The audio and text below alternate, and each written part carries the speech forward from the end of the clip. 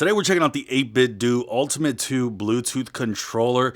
We're gonna try this on the Switch 2, see if it works, see if it's worth it. And there we go. So right out of the box, you get the controller, and as you guys can see, really well made. It definitely feels almost like a Pro 2 controller, and it feels really good right out of the box. One thing I immediately am noticing is that ergonomically it feels really good. Like it feels perfect in the hands.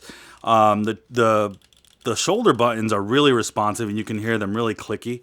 The triggers feel really weighty. There's a little bit of give to it, and you can tell, like if you're looking for a little bit of resistance with your triggers, and you're not looking for like a lazy trigger, you're not getting that. You're getting some nice responsive feedback on this, which is really cool. The joysticks themselves, wow, they're really smooth. I'm actually maybe the biggest fan of the joysticks more than anything right now. And then the buttons here are pretty standard, and it looks like the D-pad pretty standard, maybe a little more stiff than I would like, but so far really well out of the box. And as you guys can see, there's a ton of different buttons here, and all of them will kind of mimic the Nintendo Switch buttons too, which is really cool. Going a little bit further on the back, you do have these extra buttons here in the back, and then we have what is, I'm not sure what these are yet, but I'm sure we'll figure it out here in a second, but really cool. And then you have, it looks like you can switch between Bluetooth and 2.4G right there. So just kind of keep that in mind. Now this comes with a dedicated dock. You would just simply just put it down like this, and then it just kind of does its thing, and it would just rest and dock and charge. So really cool. And then finally there is a cable behind, but it doesn't look like it comes with the wall part, so you are going to have to kind of provide that yourself.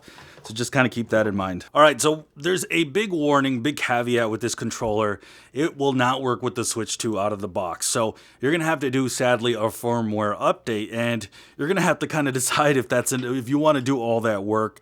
If you can do this on Mac or Windows. What I did is I went to the 8bitdo official website.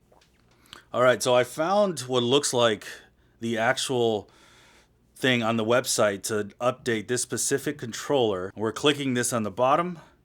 See if we can get this going. Now it's asking for me to connect the device. There we go. So we actually finally have the correct controller on here. The difference is I have a black one versus a white one. This says it added support for the Switch 2, and it's updating as we speak, and I finally have this thing updating. And it has been taking so long. It took me almost an hour to figure out, actually like an hour and a half to figure out what I kept going to the wrong thing. So if this is on a different platform, I'll have a link below. But otherwise, if you're watching this on a different one, you're going to want to go to the official support website. Look for specifically this controller. Look for the layout, because they have a lot of different controllers.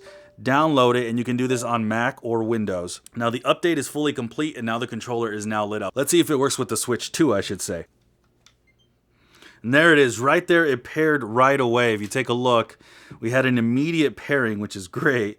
My goodness, and there it is. So now it works completely and perfectly well, which is good to see. It's crazy how hard it was to get this going, but once you do, you are getting a really high quality controller. Maybe at some point down in the future, this controller will be out of the box, ready to go. But for those who are buying in early and you're trying to play the Switch 2, as this just released a couple weeks ago, we can now actually sit there and play. So let's show some gameplay of this and see how it looks. Now, obviously, this isn't going to be like the very best, game to kind of showcase something like this, and I'm pressing the wrong buttons.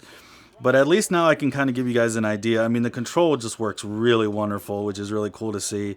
I mean, with a game like the one I'm playing right here, I have to be really precise with the controllers, with the actual movement. And so it's something I kind of don't get with the Joy-Cons.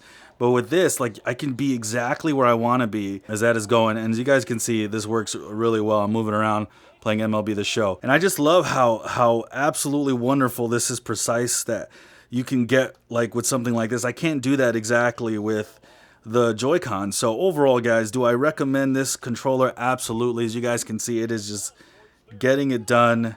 And this is a controller, as long as you can kind of deal with the headaches of having to get that firmware updated, it absolutely does work with the Nintendo Switch 2. For those wondering, just in case, we do have the Switch 2, making sure those who might be questioning it, but it does absolutely work. And I'm really happy to see that this is a high quality controller that I can use for a long time.